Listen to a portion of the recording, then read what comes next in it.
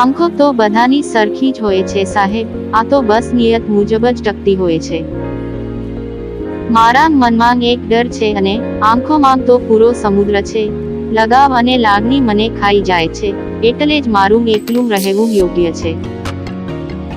તમે પોતાને ગમો છો એ જ તો જિંદગીનો જશ્ન છે, બીજાને તમે ગમતા નથી એ તો એનો પ્રશ્ન છે. દુઃખ જ્યારે તેની ચરણ સીમા પર હોય ત્યારે સમજી લેવું કે સુખ હવે નજીકમાં જ છે. જીવનમાં અમુક વ્યક્તિ એવા પણ હોય છે જેને માફ પણ ન કરી શકાય અને સજા પણ ન કરી શકાય.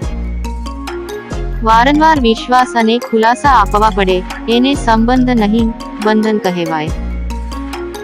કર્મ પાસે ન કાગળ છે ન કિતાબ છે, છતાં ને આખા જગતનો હિસાબ છે.